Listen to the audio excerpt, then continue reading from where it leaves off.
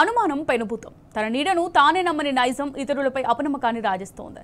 చిత్ర విచిత్రమైన చర్యలకు ఉసిగొల్పుతోంది. మనిషిని మూఢనమ్మకంలోకి నెడుతోంది. ముఖ్యమంత్రి రేవంత్ తత్వం కూడా ఇందుకు భిన్నమేమీ కాదు. ఎడమ చేతి కూడా తెలియకుండా కుడి చేతితో పనులు చక్కబెట్టే రకం. అంతవరకు పర్వాలేదు, ఎవరికి అభ్యంతరం ఉండాల్సిన అవసరం లేదు. కానీ నిత్య అభద్రత, ఆందోళనలతో కూడిన స్వభావం అభివృద్ధి నిరోధకంగా మారి అనవసర విషయాలపై దృష్టి సారించేలా చేస్తోంది. జూబ్లీహిల్స్ ఉప ఎన్నిక ప్రచారంలో భాగంగా ఓటమి భయంతో కూడిన మాటలు కూడా అలాంటివే. పిల్లలకు పెడుతున్న పువ్వ సన్న బియ్యం రద్దు అవుతాయి. ఇవాళ బీఆర్ఎస్ వస్తే పేదోళ్లకు 200 యూనిట్లు ఉచిత కరెంటు రద్దు అవుతుంది. ఇవాళ ఇక్కడ 25,000 మందికి ఇచ్చిన రేషన్ కార్డులు రద్దు అయిపోతాయి. ఇవాళ మా ఆడబిడ్డల ఆర్టీసీ బస్సులో ఉచిత ప్రయాణం రద్దు అయిపోతుంది. ఇచ్చిన హామీలను అమలు చేసే తెలివి లేదు. బీఆర్ఎస్ కు ఓటు వేస్తే సంక్షేమ పథకాలు రద్దవుతాయట. మిస్టర్ రేవంత్, ఇది ప్రజలను బ్లాక్మెయిల్ చేయడం కాదా? ఇది ప్రజలను బహిరంగంగా బెదిరించడం కాదా? ఇంతకీ రేవంత్ అన్నట్లు పథకాలు జూబ్లీహిల్స్ ప్రజలకే రద్దవుతాయా, లేక యావత్ తెలంగాణలో అందరికీ రద్దవుతాయా? అమలు చేయని మహిళలకు నెలకు 2,500 హామీ రద్దవుతాయా? ఆడపిల్లకు స్కూటీల హామీ రద్దు చేస్తాడా? 4,000 పింఛన్ హామీ రద్దు చేస్తాడా? 2 లక్షల ప్రభుత్వ ఉద్యోగుల హామీ రద్దు చేస్తాడా? మాయ మాటలు చెప్పి ఎగ్గొట్టిన 420 హామీలు రద్దు చేస్తాడా? ఇలా మాట్లాడి కాంగ్రెస్ ప్రభుత్వాన్ని రద్దు చేసుకుంటావా?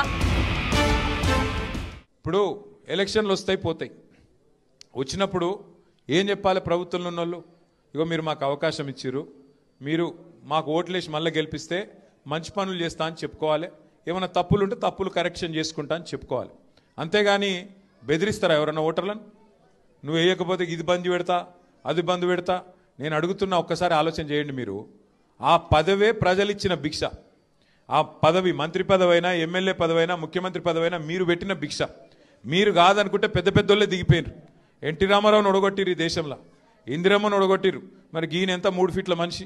గట్టిగా మీరు అనుకుంటే తీసవతల వారేస్తారు. కానీ ఆయన ఎక్కువ ఊహించుకుంటున్నాడు.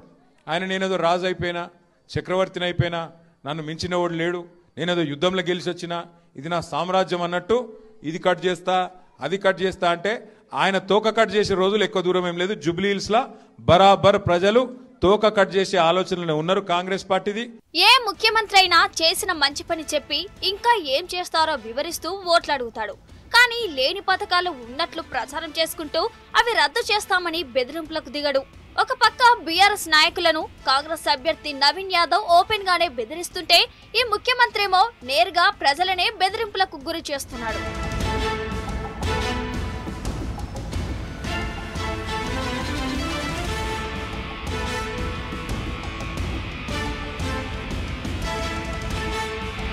ఇప్పుడు కాంగ్రెస్ కు ఓటేయకపోతే పథకాలు ఆపేస్తాని మాత్రమే అన్నాడు. ఇక ఓటేయని వాళ్ళ ఇండ్లను బుల్డోజర్లతో కూలుస్తానడమే మిగిలిందేమో. ఏమైనా జూబ్లీహిల్స్ లో కాంగ్రెస్ ఓడిపోతుందని తెలిసిపోయే రేవంత్ ఆఖరి రాగం అందుకున్నట్టున్నాడు. అధికారంలోకి రాకముందు నుంచే రేవంత్ మాటలు, ప్రకటనలు ఘనం, ఆచరణ శూన్యం. గాలి మాటలతో గద్దెనెక్కి 2 ఏళ్ల నుంచి ప్రజలను మోసం చేస్తూనే ఉన్నాడు. కాంగ్రెస్ పాలనలో రిటైర్డ్ ప్రభుత్వ ఉద్యోగులు, ఉపాధ్యాయులు బెనిఫిట్స్ కోసం, స్కావెంజర్ల వంటి చిరు ఉద్యోగులు వేతనాల కోసం ఎదురు చూస్తూ నరకయాతన అనుభవిస్తున్నారు. మీ కాళ్ళు మొక్కుతాము, దయచేసి ఎవ్వరు కూడా కాంగ్రెస్ పార్టీకి ఓటు వేయకండి. నిజం అందరినీ వేడుకుంటున్నాము. మోకాల మీద కూర్చొని కూడా మేము చెప్తున్నాము, దయచేసి కాంగ్రెస్ పార్టీకి మాత్రం ఓటు వేయకండి. మరీ చెప్తున్నాం. మేము ఎంత నష్టపోతే ఇంత బాధపడతామో చూడండి, ఒకసారి అర్థం చేసుకోండి. నిరుద్యోగులం ఈ రోజు ఇక్కడికి వచ్చి ఇంత ఆవేదన చెందుతున్నామంటే మా ఇంట్లో పరిస్థితులు ఏవి కూడా మాకు చక్కగా లేవు. మేము చాలా బాధపడుతున్నాం, చాలా ఇబ్బంది పడుతున్నాము. అంత ఇబ్బంది పడే మేము ఇక్కడ నామినేషన్లు వేసినాము. ఇగోండి మా ప్లకార్డ్స్ కూడా ఇవే. మొత్తం ఉద్యోగాలు అమ్ముకున్నారు. జీవో 29 చెప్పేసి, మీకు అంటే మీరు పెద్దవారు కాబట్టి ఇవి మీకు అర్థం కాకపోవచ్చు, కానీ ఇవన్నీ మాకు తెలుసు. ఈ జీవోల వల్ల మేము ఉద్యోగాలు కోల్పోయినాము చాలా మంది. అందుకే మేము ఇట్లా రోడ్ల మీదకి వచ్చినాము. దయచేసి మీరు అందరు కూడా పెద్ద మనసుతో అర్థం చేసుకొని కాంగ్రెస్ పార్టీకి మాత్రం ఓటేయకండి. నేను చెప్పడం కాదు, మన ఇంట్లో ఉండే మహిళలకి ఫ్రీ బస్ అని చెప్పారు, కానీ మీతోనే ఎక్కువ ఛార్జీలు వసూలు చేస్తున్నారు. ఇవి మేము చెప్తున్నాం కాదు, మీరు చూస్తున్నారు. రియల్ గా మీరే బస్సులు ఎక్కినప్పుడు మీరు గమనిస్తున్నారు ఇవన్నీ. దయచేసి ఇవన్నీ మేము చెప్పడం కాదు, ఒక్కసారి మీరు పెద్దలు గమనించండి. ఎట్టి పరిస్థితుల్లో కాంగ్రెస్ పార్టీకి ఓటేయకండి. ప్రభుత్వ పాఠశాలల్లో పారిశుద్ధ నిర్వహణ కోసం నియమించిన స్కావెంజర్లకు 9 నెలలుగా వేతనాలు చెల్లించకపోవడం సిగ్గుమాలిన చర్య కాదా? చిరు ఉద్యోగుల శ్రమను, కష్టాన్ని గౌరవించడం చేత కాదా? పేద విద్యార్థుల కడుపు నింపే మధ్యాహ్న భోజన పథకం నిధులు సైతం ఏడాదిగా పెండింగ్ లో పెట్టడం అసమర్థత కాదా? తెలంగాణ తొలి ముఖ్యమంత్రి కేసీఆర్ ప్రారంభించిన సీఎం బ్రేక్ఫాస్ట్ పథకాన్ని నిలిపివేయడం చేతకానితనం కాదా? మధ్యాహ్న భోజన పథకం బిల్లులు చెల్లించకుండా అమలు గాలికి వదిలేయడం అన్కేపబిలిటీ కాదా?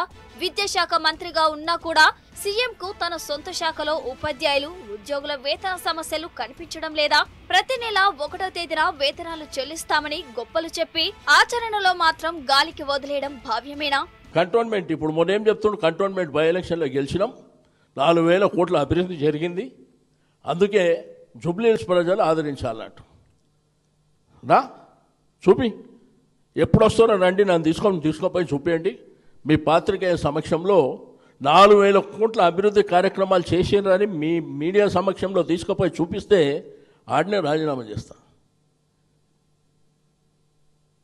అన్నీ అబద్ధాల మాటలు, మోసపూరితమైనటువంటి మాటలు, పబ్బం గడుపుకునేటువంటి కార్యక్రమాలని ప్రజలు క్షమించే పరిస్థితిలో ఉండరు. ఇలాంటి మాటల మాయాజాలంతో ఉద్యోగులను, ప్రజలను ఎంతకాలం మోసం చేస్తావు రేవంత్? సుదీర్ఘ కాలం పాటు ప్రజలకు సేవలందించిన విశ్రాంత ఉపాధ్యాయులు, ఉద్యోగుల హక్కులేనా? బెనిఫిట్స్ ఇవ్వకుండా వారిని మానసికంగా వేధించడం పద్ధతేనా? రిటైర్మెంట్ బెనిఫిట్స్ కోసం నెలలు తరబడి ఎదురు చూస్తున్నామని చెబుతున్న ఉద్యోగ, ఉపాధ్యాయుల ఆవేదన వింటే మనస్సు చెలించడం లేదా? పాలించడం చేతకాక ప్రజల హక్కుల మీద రాజకీయ బెదిరింపులు ఎందుకు? ఫ్రీ కరెంటు, రేషన్, పింఛన్లు ఇవి ప్రజల హక్కులు, నాయకుల దయలు కావు.